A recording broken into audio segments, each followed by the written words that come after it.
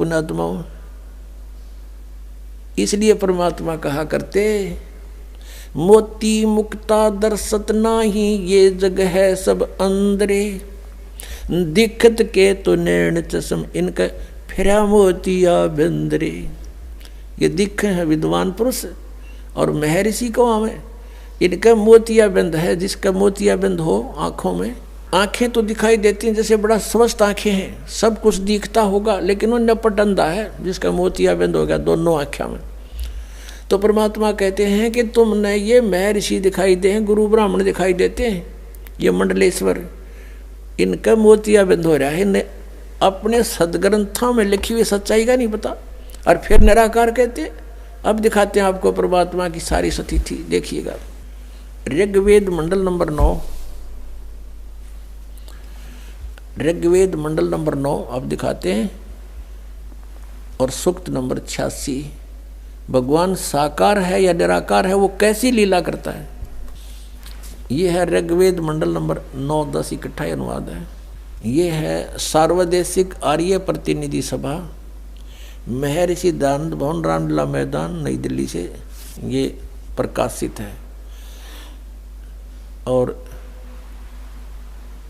ये मुद्रक है Prince offset printer 1510 Pataudi house, Daryaganj, नई दिल्ली से ये छपा है, छपा खाना इसका ये।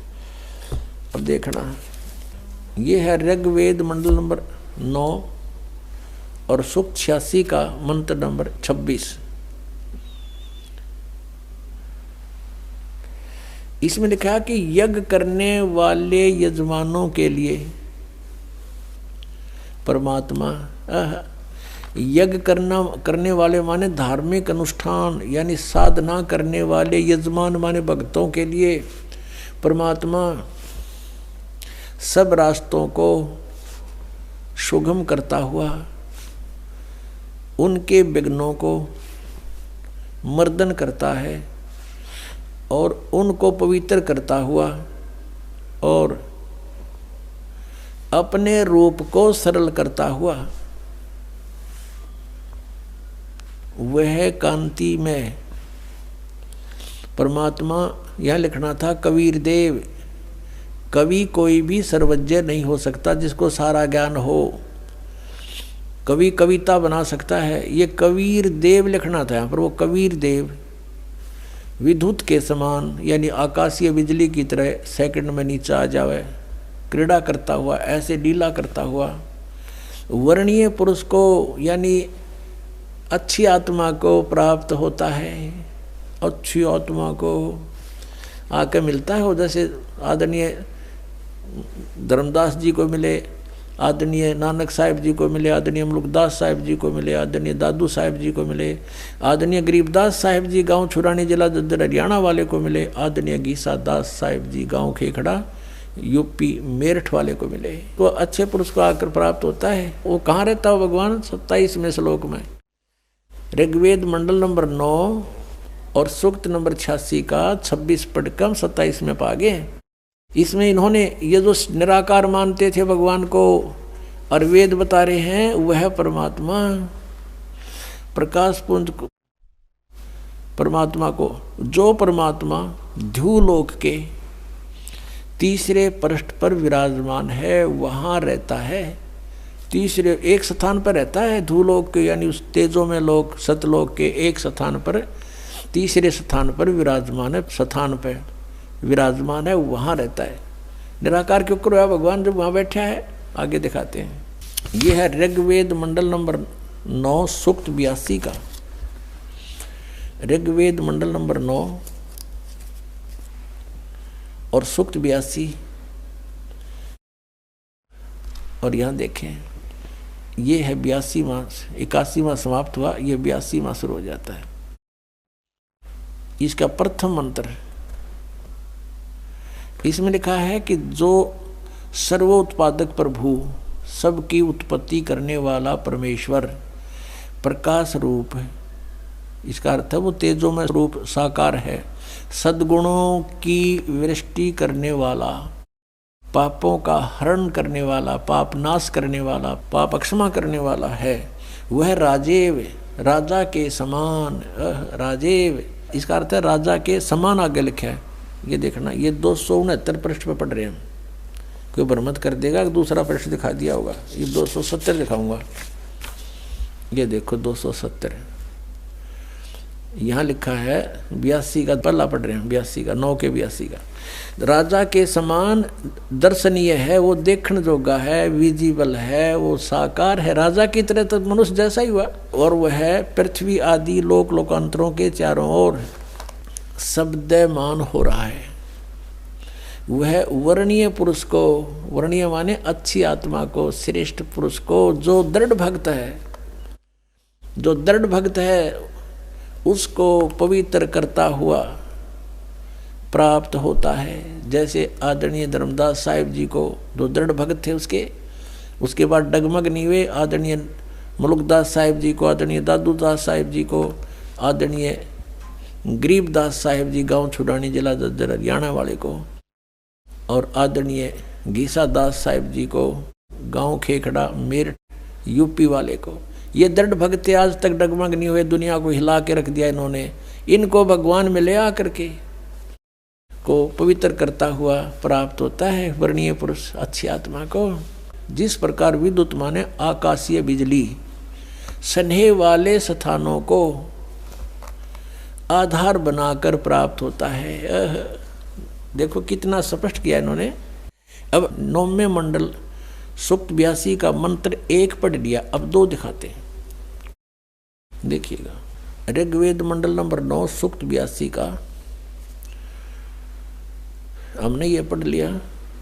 अब 2 पढ़ते हैं। वो परमात्मा किस उद्देश्य से आता है? हे परमात्मन, उपदेश करने की इच्छा से आप महापुरुषों को प्राप्त होते हो, अच्छी आत्माओं को, महान आत्माओं को प्राप्त होते हो, और आप अत्यंत गतिशील पदार्थ के समान हमारे आध्यात्मिक यज्ञों को प्राप्त होते हो।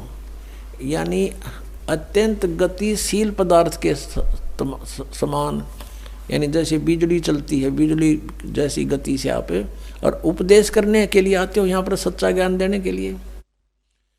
आप कबीर देव हैं। आप कबीर देव, यह लिखना था, सर्वज्ञ लिख दिया। आप यहाँ लिखना था आप कबीर देव हैं। हम उसको कबीर साहब कहते हैं। आप कबीर साहब हैं, शुद्ध स्वरूप है। अब जैसे ये अभी आपको दिखा था, जहाँ यजु लिखा हो तो यजुर्वेद लिखना पड़ेगा वहाँ पर। वो इन्होंने किया भी है।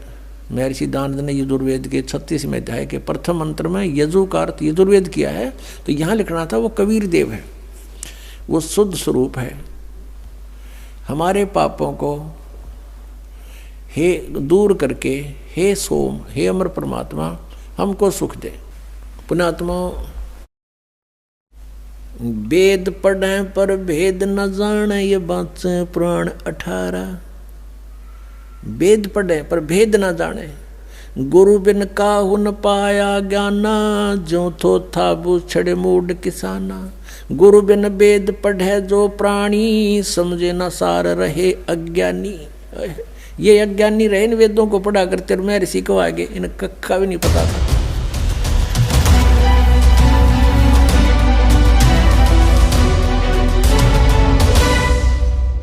ये देखिएगा, यजुर्वेद प्रकाशक हैं सार्वदेशिक आर्य प्रतिनिधि सभा 2/5 महर्षि दानंद भवन, रामलीला मैदान, नई दिल्ली। ये यहाँ से छपा है। मुद्रक है Prince offset printers, 1510 Pataudi house, Daryaganj, नई दिल्ली से। इस 5वें अध्याय का 32वां श्लोक आपको दिखाते हैं।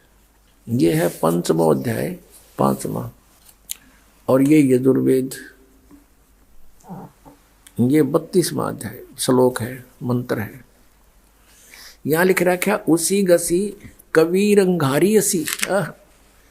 अब हम इसको कबीर बोलते हैं, बै कबीर, ये वह है, हम वह बोला करें। जैसे किसी का नाम वेद प्रकाश होता, हम कहेंगे आ वेद प्रकाश आजा। जैसे कोई धर्मवीर है तो धर्मवीर बोला करें हम, ये हमारा अपना लोकल लैंग्वेज है। तो हम इसको कबीर को कबीर बोलते हैं। अंगारी माने पापों का शत्रु, बम भारी माने बंधनों का शत्रु। इन्हीं का फिर है सवर ज्योति रित धामा आसी। ये देखो, हे जगदीश्वर, जिस कारण आप कांतिमान हैं।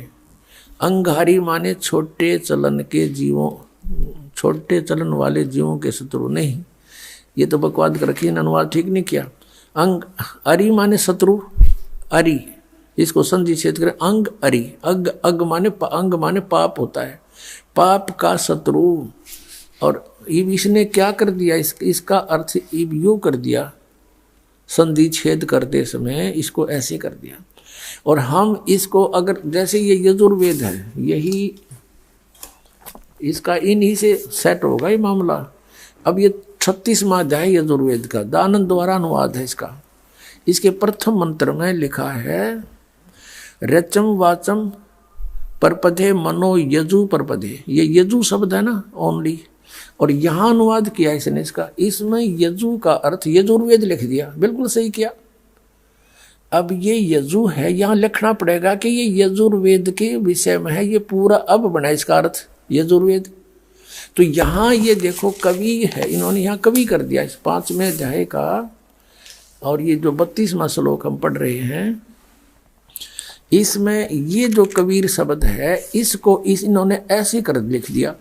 अब इसका अर्थ करते समय यह लिखना चाहिए था कबीर देव लिख देते। ये कबीर वह लिख के कबीर लिख देते, कबीर देव लिख देते, तो हम उसको कबीर देव बोल रहे हैं। कबीर देव,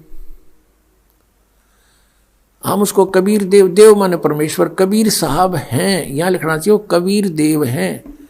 ये कहना कवि इनकी वो समस्या भी हल हो जाए। कवि वो कबीर देव लिखना था, कबीर देव हैं, हम उसको कबीर साहब बोलते हैं। कबीर अपने लोकल लैंग्वेज में वो कबीर साहब हैं।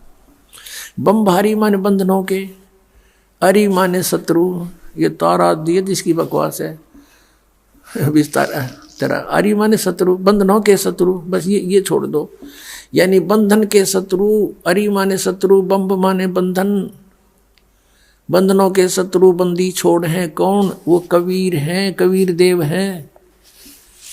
और अंगारी माने पाप नाशक, ये गलत अनुवाद किया इसने। और फिर कौन है वो, रित धामासी, रित धामा, सतधाम युक्त, सतलोक युक्त। हम सतधाम कहें, उन्हें सतधाम, सतलोक कह देते हैं। लोक कहो धाम कहो एक ही बात है। सतलोक युक्त यानी रित धामा, यानी वो सतलोक वाले हैं, सतलोक में रहते हैं। और सवर ज्योति स्वयं प्रकाशित, सवर ज्योति इन अड़ंगा कर रखा है इसमें, अंतरिक्ष को प्रकाश करने वाले।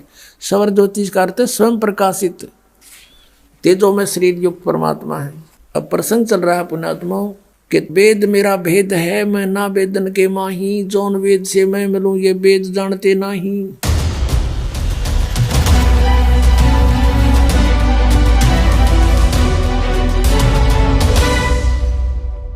ये अथर्ववेद है, ये भी इन आर्य समाजियों का अनुवाद है। इसमें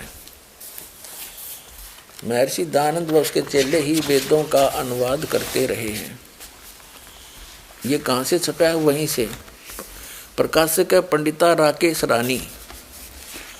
और ये कहाँ से छपा है, प्रधान कार्यालय वेद मंदिर महात्मा वेद भिक्षु सेवाश्रम, लेखराम नगर अब्राहिमपुर मुखमेलपुर दिल्ली। इतना ये है। ये देखिएगा चतुर्थ कांड में, और यहाँ देखिएगा एक 7वां मंत्र है, ये 7वां। इसमें यहाँ पर कबीर देव शब्द है, कबीर देव। ये अथर्वणम पित्रम देवबंधु बृहस्पतिम नमसा गच्छात। तुम विश्वेश्वाम जनिता, तो माने आप विश्वसाम यानी सब ब्रह्मांडों के उत्पन्न करने वाले हो। यथा से देव कबीर देव है न दबायत स्वाधावान। इसमें लिखा है गतिशील पुरुषार्थी पुरुष निश्चल, पिता विद्वानों व सूर्यादि लोकों का बंधु नियामक, बड़ों बड़ों के स्वामी परमेश्वर को नमस्कार के साथ निश्चय करके पहचानिए, हे परमेश्वर तू सब सुखों का उत्पादक हो। क्योंकि यहाँ लिखना था आप कबीर देव हो। कवि देखो ये कबीर देव है, इसका इसने अपसर्ग लगा दिया पर, और देव का अर्थ परमेश्वर कर दिया। तो ये लिखना था वो कबीर देव है, वो कबीर परमेश्वर है। कबीर देव लिख देते, ये एज इट इज लिख देते, वो कबीर देव।